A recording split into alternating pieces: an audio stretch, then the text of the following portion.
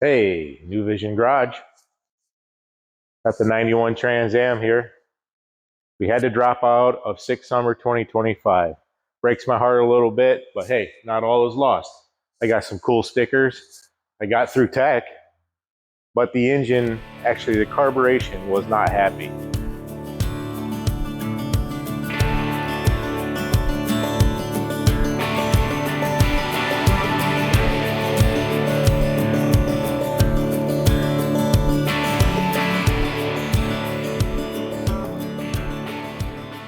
I did everything you would do to a normal carburetor: float levels, idle circuits, rejetted, air bleeds, you name it. And it's either idle, really crappy running, or full throttle.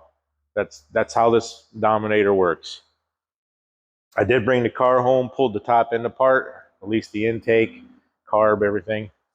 I didn't see anything that would indicate a vacuum leak or some other type of issue. My fuel pressure is right.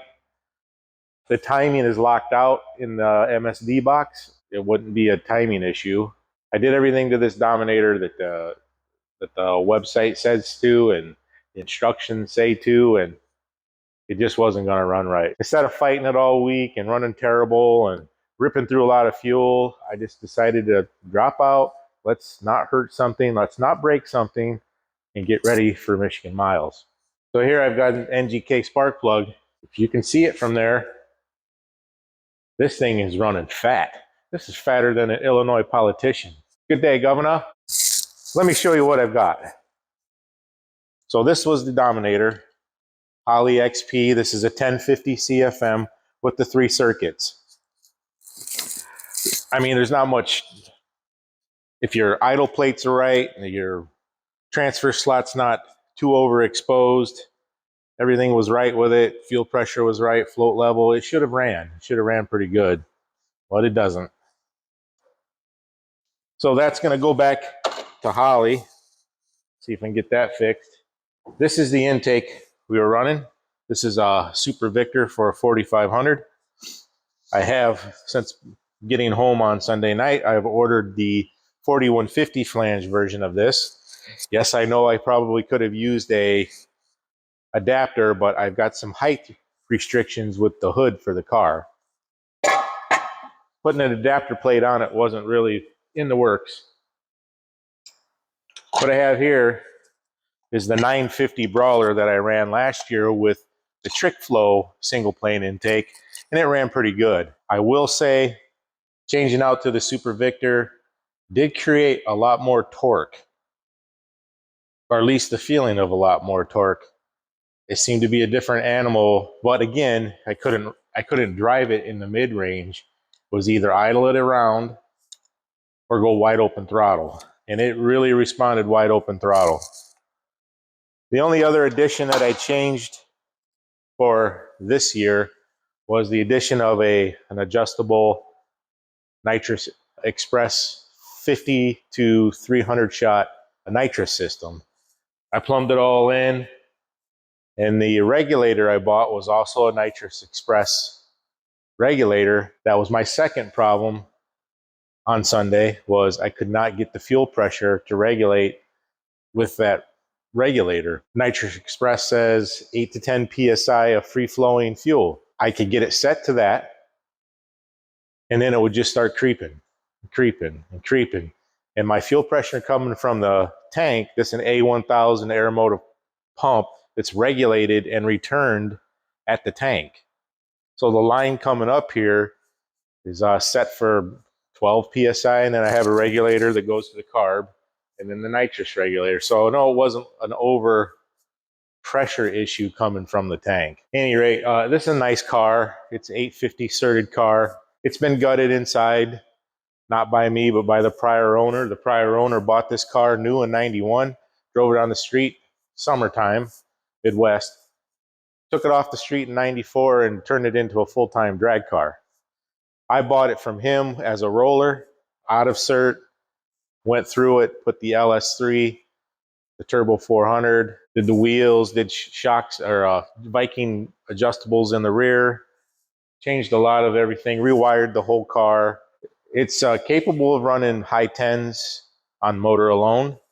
I wanted to be in the nines this year. The nitrous kit, I had it plumbed for 150, and I have all the jets for all the other 200, 250, 300.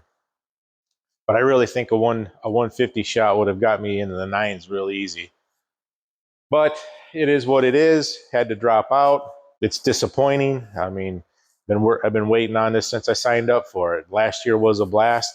I'm sure this year you're all having a great time, and those that are there, those that came out to watch and support, I'm sure it's a lot of fun.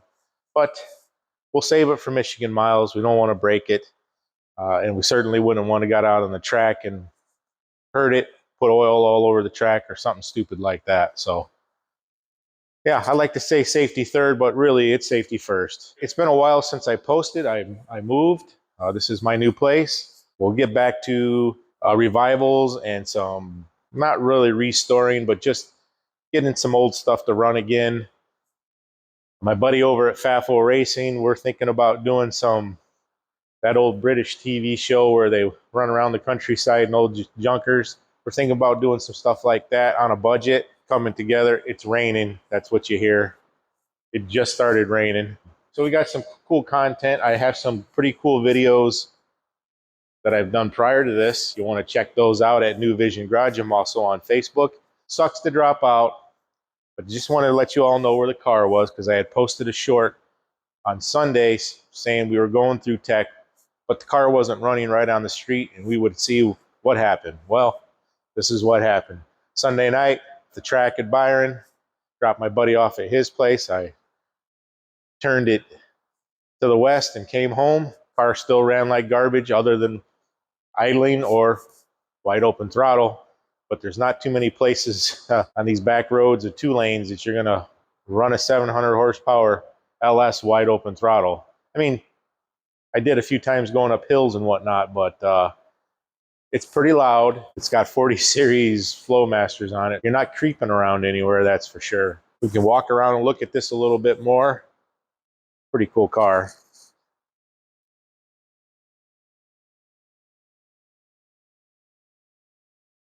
So I got the 850 cert last summer, the end of last summer. Certed now. As you can see, there's no door panels in it. The doors have been gutted. All the interior has been removed. But it is a rust-free, never been driven in the winter car. That is the original paint. It does have Lexan side windows I put in there to try to save some weight. In retrospect, I may have just left the regular windows in it. Dial your own or the Bullseye Challenge or Unlimited Iron maybe. But I think this car would have been very outclassed in that category as far as capabilities. I think there was probably some pretty fast cars in that class, and this car would probably not have fit into that very well. It is all stock suspension, style suspension. It's aftermarket, but it is stock style. This is the LS3. There's some videos that I have on my channel here. Going through this motor, building it, putting it down in the car. PRC heads, BTR stage 4 cam. It runs good.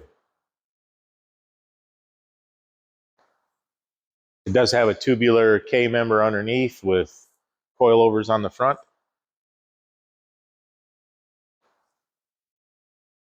So yeah, we'll get the parts and get it finished up. There's my Wildfire lift. It's the, what is it? The XLT 9000. So I ran up to Minnesota and picked it up from their warehouse. Some of my buddies are gonna come over and help me put it up. They were supposed to do that after this race, but it's gonna go about right here. So it'll be nice to have a lift and not have to crawl around on the floor.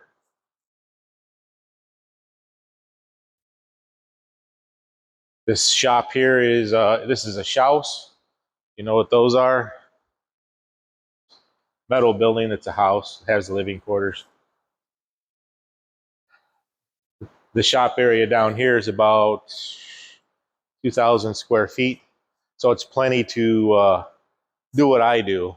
Plus it doesn't cost a bunch of money to heat and cool.